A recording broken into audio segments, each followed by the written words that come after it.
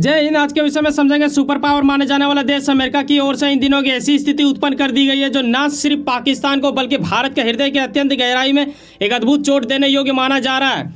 यहाँ इस आर्टिकल के माध्यम से स्पष्ट देख रहे हो कि भारत के करीब 3 कंपनियों के ऊपर इनके ओर से प्रतिबंध लगा दी गई है, वहीं पे पाकिस्तान को भी चेतावनी दी गई है। आखिर ईरान कैसे मुसीबत में आ सकता है, इसके अतिरिक्त और विश्व के कितने देश इस पर जुड़ाव रखते हैं, तो आओ समझते हैं स्टेप बाय स्टेप कि मामला कहाँ से क्या शुरू होता है। यकीनन इस पर कोई शक नहीं है कि जब भी विश्व के किसी भी देश के ऊपर या उस देश के अंतर्गत आने वाले कंपनियों के ऊपर प्रतिबंध लगाई जाती है तो न सिर्फ उस देश की स्थिति बिगड़ती है बल्कि उस देश की जिस भी देश से व्यापारिक संबंध हो उस पर भी काफ़ी बड़ा असर देखने को मिलता है। और सुपर पावर अमेरिका को इन चीज़ों को लेकर काफ़ी ज़्यादा एक तरह से कह सकते हो कि ये इन चीज़ों में महारत हासिल कर चुका है। इनकी पैदाइशी हरकत है हर उन देशों के ऊपर प्रतिबंध लगाना जो इनके खिलाफ है, चाहे वो इनके खिलाफ हो या फिर इनके सहयोगी देश के खिलाफ हो।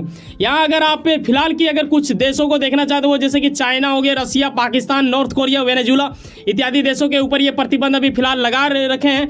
और ना सिर्फ ये अपने देश के खिलाफ बल्कि इजराइल के चहेते माने जाते हैं, ये उनके खिलाफ ईरान चलने वाले देशों पर भी इनका काफ़ी बड़ा प्रतिबंध है।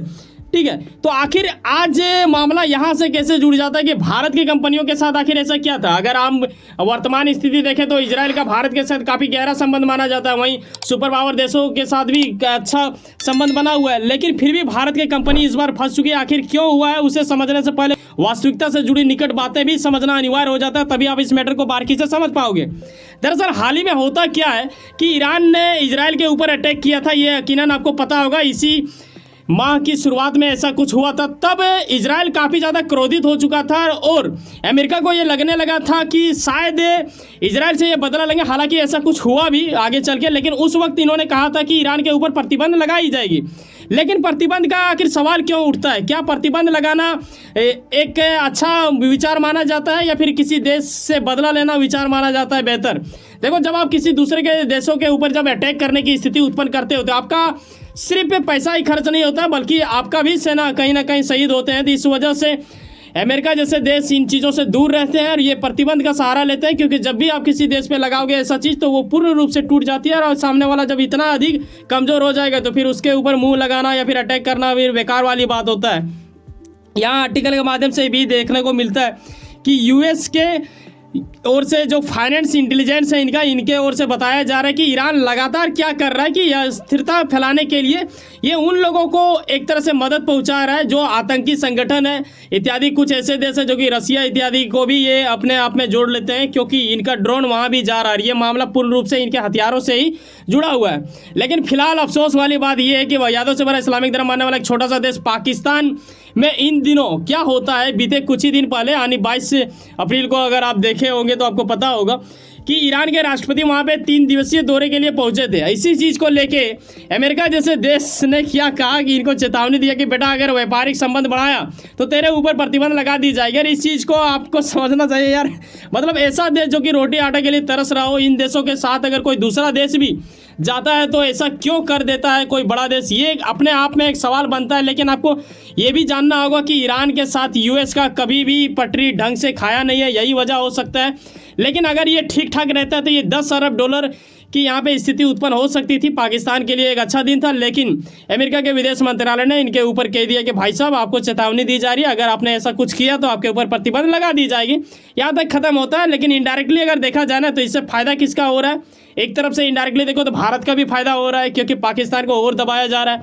लेकिन दूसरी ओर से अगर देखो तो इजराइल का काफ़ी बड़ा फायदा हो रहा है क्योंकि इजराइल कभी भी नहीं चाहता है कि ईरान आगे तेजी गति से बढ़े और यूएस इनका सपोर्ट में हमेशा से खड़ा रहता है। लेकिन यूएस ने ऐसा क्यों किया? क्या है इनका ईरान से सबसे बड़ा वाली दुश्मनी? वो ये कि साल 2011 और 12 के टाइम में आपने देखा होगा कि दुनिया के सभी देशों को यूएस की ओर से ये मतलब एक तरह से बोलो ना सूचना या फिर आदेश दे दी गई थी। इनके यहाँ पे जो तेल निकलता है क्रूड ऑयल जो बाकी देशों को ये दे रहे थे, उनका जो पेमेंट जो फंसा हुआ था, इन चीज़ों के ऊपर रोक लगा दी गई थी और इस वजह से ईरान को काफ़ी बड़ा झटका लगा था। और आज भी वक्त है ऐसा कि इससे कई सारे देश से तेल नहीं ले पाते हैं। लेकिन भारत उन 7 देशों में से था जिस पे प्रतिबंध वाली मतलब नियम नहीं चलता है और इन्होंने उस वक्त भी लिया था और आज भी अगर मूड करे तो लेते हैं हम लोग, ऐसे वाली बात नहीं है, हम रसिया से भी लेते हैं। तो ये स्थिति होता है भारत का। लेकिन कहीं ना कहीं आपको ये भी समझना होगा कि दरअसल अमेरिका ईरान की सेना IRGC, आपको ये हुआ था ना, सीरिया के एक डेमस्कस इलाका है, वहीं पे अटैक हुआ था जब ईरान की एम्बेसी वहाँ हुआ करता है, उसके ऊपर इजराइल अटैक कर देता है। करीब 6 से 7 कमांडर थे जो कि IRGC का था। ये ईरान की सेना है, ठीक है। ईरान इसको मतलब काफ़ी ज़्यादा सम्मान देता है, लेकिन वहीं अगर आप अमेरिका को मानो या फिर इजराइल को मानो तो ये लोग इसे क्या कहते हैं कि ये सब आतंकी संगठन है, इसे ये सेना मानते ही नहीं है। और बता दूं, इसी के लिए काम करता है सहारा थंडर। अब ये सहारा थंडर क्या है, ये जानने वाली बात होगा। दरअसल ये ईरानी एक कंपनी है जिसके तहत क्या होता है कि विश्व के कई देशों के, देखो हर देश की एक लक्षण होता है, वो ये होता है कि वो देश चाहेगा कि हमारे यहाँ जो हथियार बन रहे हैं वो किसी दूसरे देश में सप्लाई किया जाए, तभी जाके उसके पास एक अच्छा मुनाफा हो पाता है। ऐसे में ये सहारा थंडर कंपनी के सहारे में ये क्या करते थे, किसी दूसरे देश के साथ इसका ड्रोन आता है शहीद 136 नाम का, तो इसे ये डील करवाते थे। अब सवाल ये है कि 2012 के टाइम में और 11 के टाइम में इसके ऊपर काफ़ी ज़्यादा प्रतिबंध डाल दिया गया था। ये पूर्ण रूप से व्यापार कर नहीं पाते हैं, तो इनको कहीं ना कहीं कुछ देशों की सपोर्ट चाहिए था। हालांकि ऑफिशियल रूप से अगर आप देखो तो भारतीय सरकार का यहाँ पे कोई योगदान नहीं है। भारत सरकार ने ये नहीं कहा कि भाई साहब लो हमारा कंपनी और ऐसे कर दो, ठीक है। कुछ कई सारे निजी कंपनी होते हैं जो कहीं ना कहीं जुड़ाव रख के चलते हैं। इसी बीच क्या होता है कि अमेरिका ने ईरान के साथ व्यापार करने वाले 3 भारतीय कंपनियों के ऊपर प्रतिबंध लगा दिए है।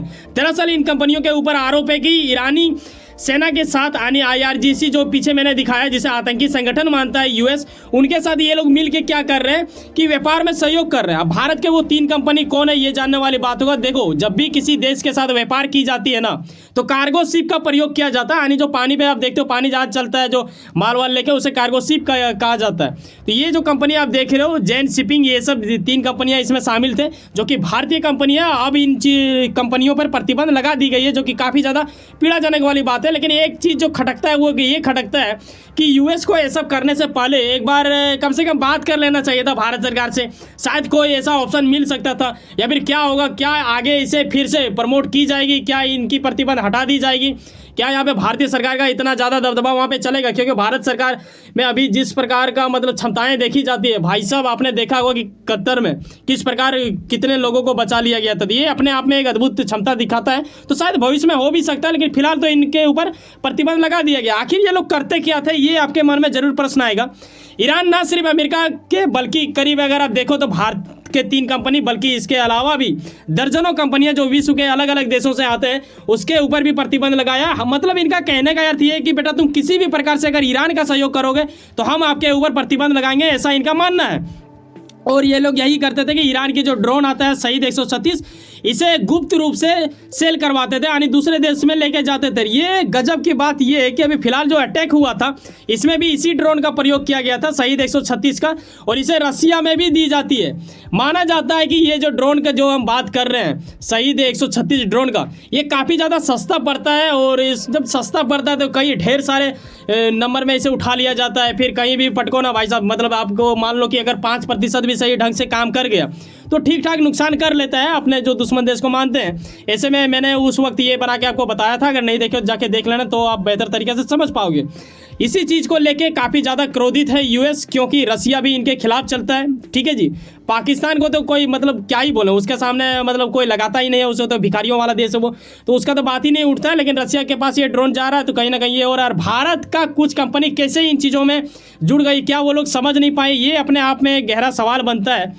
लेकिन आगे ये भी देखने वाली बात होगा कि US के जो ट्रेजरी विभाग है उनके अनुसार अगर देखें तो ये बैन ना सिर्फ उन देशों पे नहीं हुआ है बल्कि अलग अलग देशों के कंपनियों पर भी हुआ है जो लोग ये सब शहीद 136 को डिलीवरी करवाते थे, यानी किसी दूसरे देश में पहुंचाने में सहयोग करते थे। बड़ा छोटा ड्रोन ये माना जाता है, इसे कोई भी कार्गो शिप में मतलब छुपाया जा सकता है ऐसा करके। लेकिन हालांकि जांच वाच होता है, ये आपके मन में जरूर आ रहा होगा। लेकिन किसी भी प्रकार के बेटा वहाँ पहुँचा तो दिया, तो इसका मतलब ये तो है कि जाँच जो करने वाले को इन्होंने आँख में धूल तो जरूर झोंका होगा। अगर आपको लगता है कि यहाँ देश के लिए कार्य होता है तो इसे स्कैन करके आप हमारे टीम को प्रमोट कर सकते हो। ये कोई दबाव वाली बात नहीं है, आपकी इच्छा पे निर्भर करता है। वैसे सुनो ना, कहीं ना कहीं कुछ ना कुछ काम करते हुए अपने काम के प्रति काफी ज्यादा उम्मीद रखते हो, यकीनन आपका मेहनत आपका मंजिल बन के मिला। वैसे सुनो ना, सब्सक्राइब कर लो, वर्ल्ड अफेयर्स, पॉलिटिक्स और जुड़े रहो मुझसे। चलो मिलते हैं किसी नेक्स्ट वीडियो में। बाय, जय हिंद, जय भारत।